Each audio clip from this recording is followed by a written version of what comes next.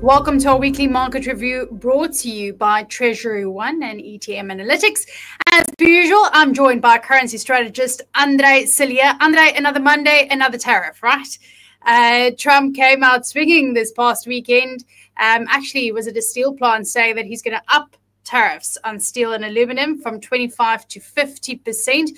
It's very interesting because the context around this, you must remember that the deal that he organized with the UK, I think earlier last month, said that there's going to be no tariffs on steel and aluminum. And this also comes as the Japan Nippon Steel Company, there's kind of a partnership going on. They will invest, I think, $14 billion in the US steel industry in the US. So, yeah, we're back at it. Here we go.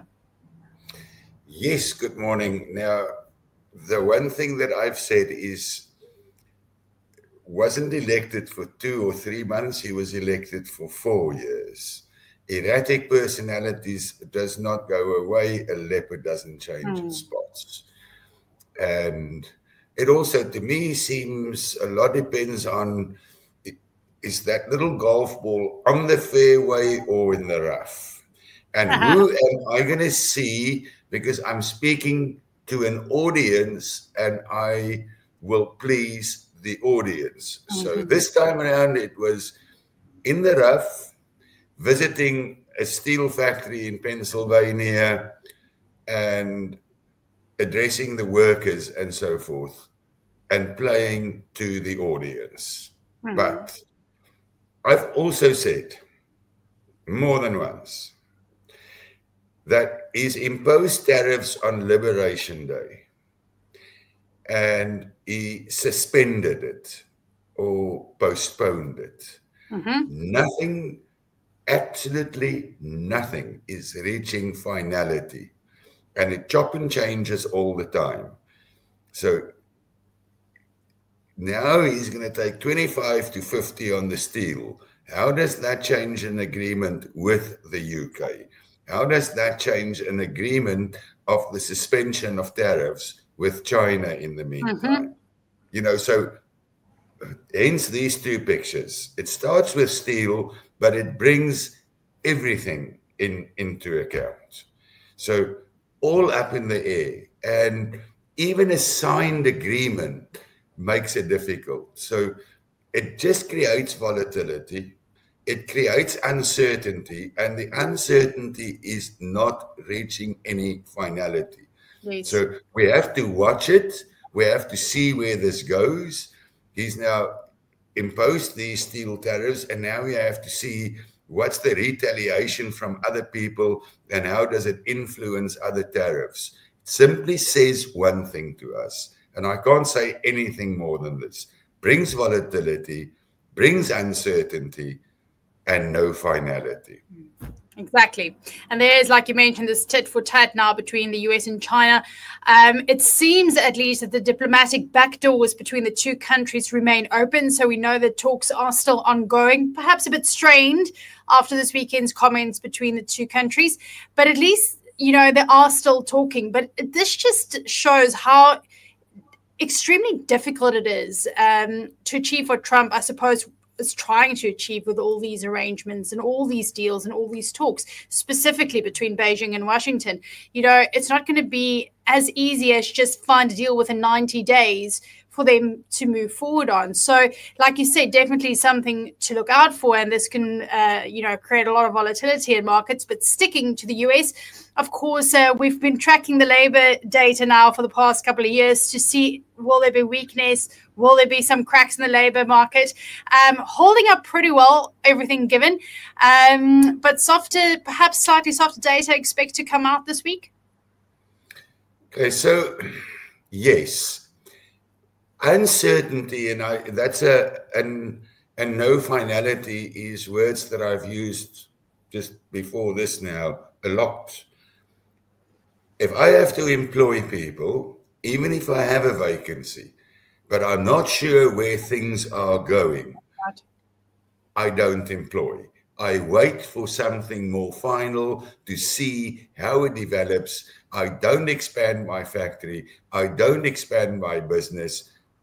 I bring everything to a cool down period to see where it ends. So we can expect that jobs could slow, the new jobs could slow, employment can slow, which means unemployment will increase slightly, and that will place pressure on the Fed to look at their interest rate policy. That will also be people off from going out buying and spending their money, waiting to see where things go. So all of this could impact on the US economy. It could impact on the Federal Reserve. It could impact on how they look at interest rates and whether they cut interest rates. Let's remember 2 targets here for the Fed. 1, keep inflation low at the target. 2, keep unemployment low, keep jobs growing, in other words. So that could put the pressure on cuts of interest rates. And maybe that's exactly what Donald Trump wants. He's continuously speaking that he wants lower interest rates. A weaker dollar, because of that, will also benefit him, because that makes his exports cheaper to other countries. So maybe this is where things are heading: a weaker dollar and lower interest rates, and then he would achieve what he wants, and that could turn things around a little bit again. But first of all, we have to see how it gels out. No certainty and no finality. That's it. Looking at the domestic slate this week, a string of data coming out for South Africa, including, of course, our GDP figures. We're not expecting a rosy picture on that. The SARB is obviously releasing their quarterly bulletin. And we'll just give a picture of South Africa's economic performance. Again, not expecting anything rosy, but not anything too shocking that could set the rand off either, right? On the rand, the benefit for the rand could lie in this uncertainty, which could place the dollar in a space where it weakens slightly, and that could keep the rand on the front foot. As for the figures to be released, we had the good news of an interest rate cut that could, in the next quarter, assist growth a little bit, because the consumer might feel a little bit better. But for the figures that's going to be released, no lights is going to be shot out with those. We know that that the economy is under pressure. We know that there's no real growth. There's some other good news that things seems to be heading in the right direction in terms of being removed from a grey list as things develop and so forth. Right. So, you know, all these things and a weaker dollar could benefit the rand.